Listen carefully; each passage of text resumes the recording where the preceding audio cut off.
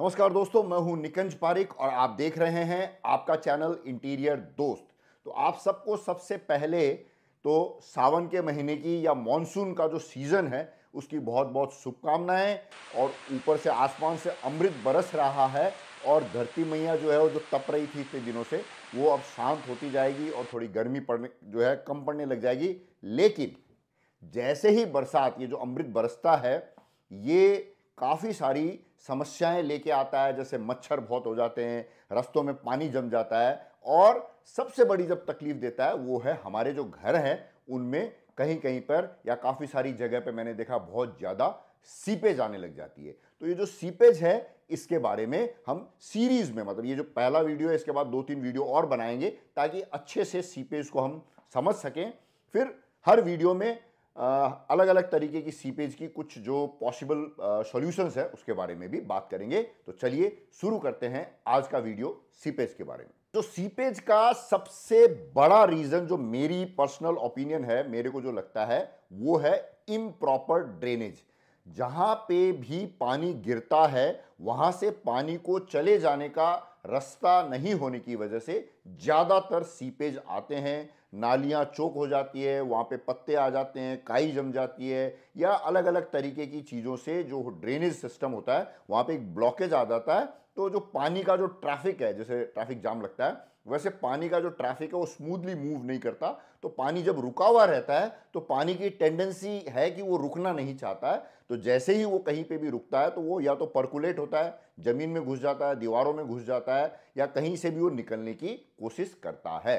तो अगर आपके घर में सीपेज की प्रॉब्लम है तो अगर आप ड्रेनेज चेक कर लेते हैं, जहां पे भी आपका ड्रेनेज है उसमें कोई प्रॉब्लम तो नहीं है, तो आपकी आधी से ज्यादा प्रॉब्लम सॉल्व हो जाती है। 60-70% से ज्यादा की जो समस्या होती है वो सॉल्व हो जाती है। इसके अलावा बहुत सारी समस्याएं हैं जिसकी वजह से सीपेज आती है, उनके बारे में भी बात करते हैं फटाफट। दूसरा रीजन होता है स्ट्रक्चरल इश्यूज। जैसे जो बिल्डिंग बनी हुई है आरसीसी की एज जो है वो अलग अलग रीजंस की वजह से थोड़ी कम होती है। तो जो स्ट्रक्चर होते हैं उसमें क्रैक्स डेवलप हो जाते हैं या स्ट्रक्चर में डिफेक्ट्स होते हैं या गैप्स होते हैं, उसकी वजह से भी सीपेज आता है। तो इसको चेक कर सकते हैं आप। फिर एक और जो बड़ा रीजन होता है, जहां पे वाटर लेवल ज्यादा होता है वहां पे जमीन में से जो पानी आ जाता है वो भी एक रीजन है। जमीन के अंदर से अगर आपकी दीवारों पे पानी चढ़ रहा है या जमीन में जो फ्लोर है उस पर पानी आ रहा है तो ये भी एक रीजन होता है सीपेज का।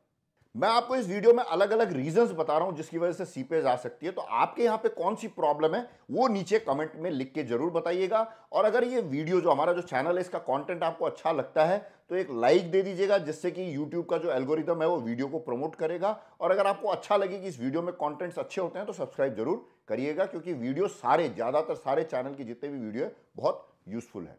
फिर एक और रीजन जो ड्रेनेज से मिलता जुलता है वो है प्लम्बिंग इश्यूज। जो प्लम्बिंग, जो पाइप वगैरह जो हमने डाले हैं या जो पाइप के बाद जो पानी को बाहर निकालने के लिए जो दूसरे जो बाथरूम वगैरह के जो ड्रेनेज सिस्टम है, किचन का ड्रेनेज सिस्टम है, उसमें जो प्लम्बिंग इश्यूज है उसमें भी काफी बार कुछ कुछ डिफेक्ट्स होते हैं या गलतियां होती है, उसकी वजह से भी सीपेज आता है।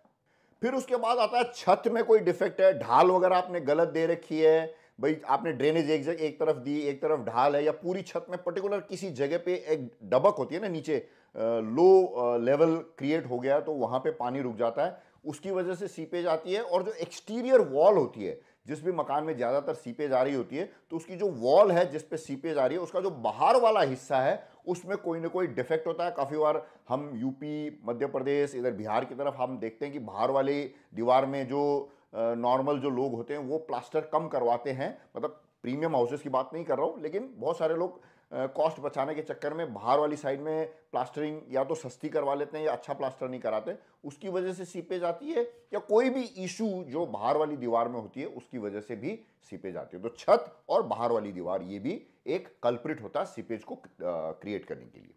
फिर जब आप स्ट्रक्चर बना रहे हैं, जब मकान बना रहे हैं, तो वाटर प्रूफिंग जरूर कराना चाहिए। तो अगर वाटर प्रूफिंग नहीं करी है उसके वजह से सीपेज आता है, या वाटर प्रूफिंग करी और वो ढंग से नहीं करी, प्रॉपर तरीके से नहीं करी, तो उस वजह से भी सीपेज आता है। फिर ये जो चीज है ये एक क्लाइमेट कंडीशन पे भी डिपेंड करता है। जैसे अब राजस्थान है, राजस्थान में वैसे ज्यादातर बरसात होती नहीं है, लेकिन जितने दिन बरसात होती है काफी बार आजकल जो अभी जो ट्रेंड चल रहा है उसमें काफी अच्छी बरसात आ जाती है। तो जो मकान होता है वो बरसात के लिए रेडी नहीं होता है, तो सीपेज आ जाती है, या कोई ऐसी जगह जहां पे रेगुलरली फ्रीक्वेंटली बरसात होती रहती है, वहां पे भी जो एनवायरनमेंट है, जो वातावरण है, उसकी वजह से भी सीपेज आता है। फिर एक और चीज जो देखी गई है वो है प्लांट्स और ट्रीज की वजह से भी सीपेज आती है।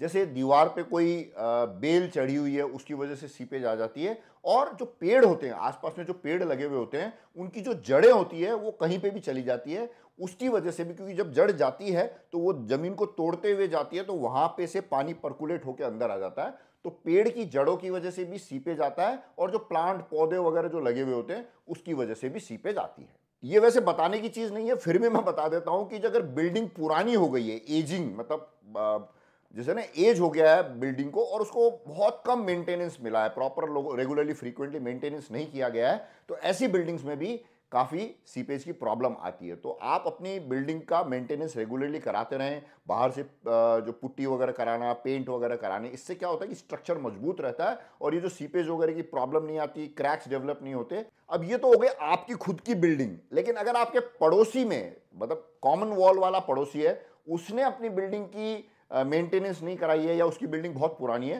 तो वो भी आपकी बिल्डिंग में सीपेज दे सकता है। और पड़ोसी वाली समस्या बहुत भयंकर है।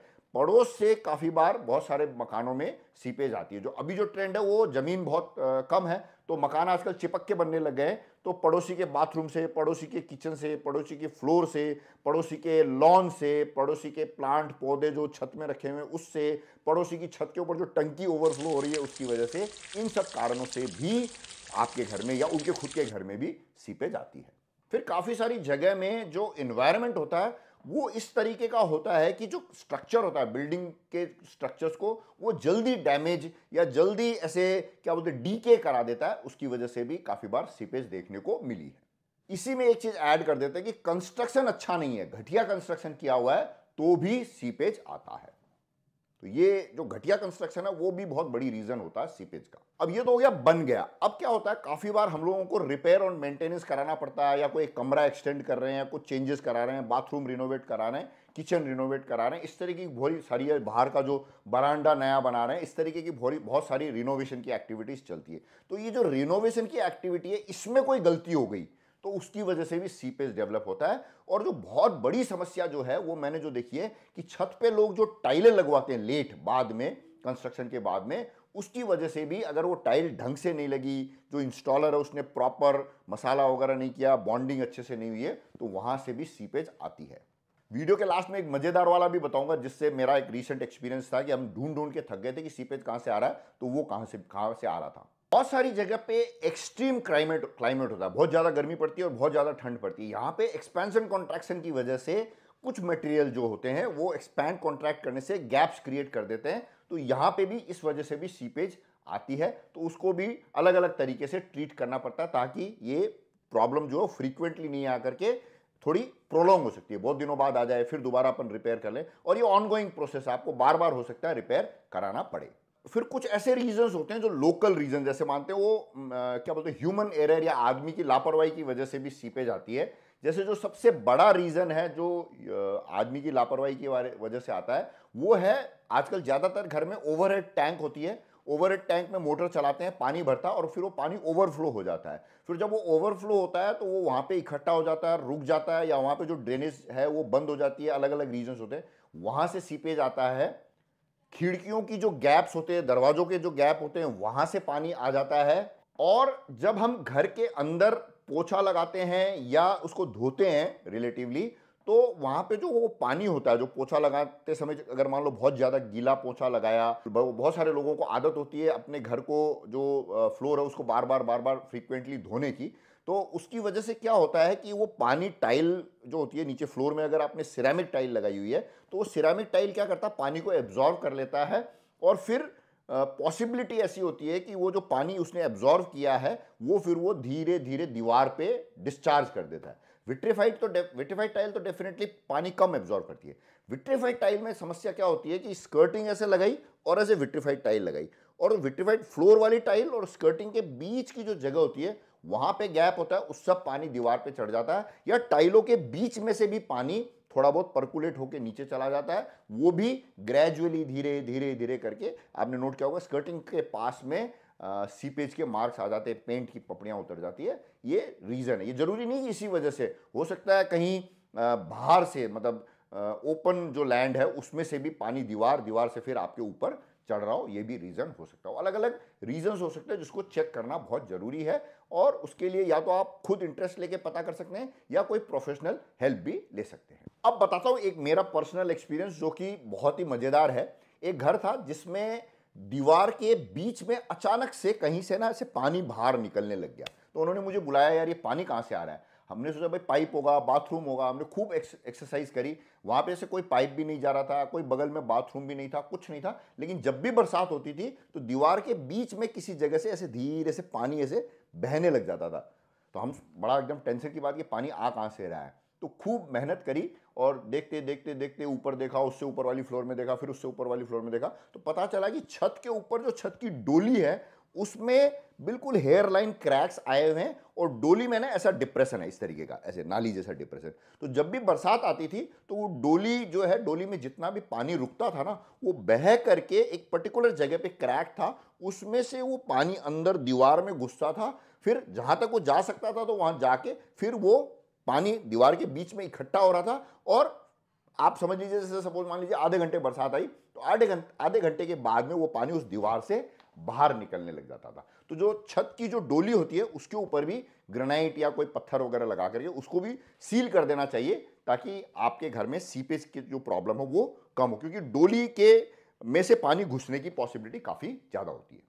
तो ये एक छोटा सा फर्स्ट फेज है, पहला पार्ट है इस वीडियो का, जिसमें हमने रीजंस बताए सीपेज के कि भाई किस किस कारण से सीपेज आ सकती है। अगर कारण पता चल जाता ना कि किस वजह से सीपेज आई है, तो फिर उसका सॉल्यूशन करना इजी है, आप खुद भी कर सकते हैं। फिर भी आपके यहाँ पे कोई स्पेसिफिक प्रॉब्लम हो तो नीचे कमेंट में पूछिएगा, मैं कोशिश करूंगा कि आपके हर ढंग के सवाल का जवाब देने की, और अपन दोनों मिलके ये जो सीपेज की प्रॉब्लम है इसको सॉल्व कर सकते हैं। सीपेज की प्रॉब्लम को सॉल्व करना बहुत जरूरी है, क्योंकि इससे फंगस डेवलप होता है और फंगस से अलग अलग छोटी छोटी बीमारियां हो जाती है, और मकान दिखने में भी बहुत खराब दिखता है। तो अब आगे वाले नेक्स्ट वीडियो में और इसके बारे में, सॉल्यूशंस के बारे में, अलग अलग रीजंस के बारे में क्या किया जा सकता है, इसके बारे में बात करते हैं। मुझे उम्मीद है ये वीडियो आपको अच्छा लगा होगा। अच्छा लगा हो तो एक लाइक दे देना। आपके मन में कोई भी सवाल हो, कोई भी सवाल नीचे कमेंट में जरूर पूछना, और आपको लगे कि ये वीडियो किसी के काम आ सकता है तो उनसे शेयर जरूर कीजिएगा। बाकी सारी चीजें सब ठीक है, ढंग का खाना खाइए, एक्सरसाइज कीजिए, पैदल चलिए, स्वस्थ रहिए, और दुनिया के सबसे प्यारे दो शब्द, जय हिंद।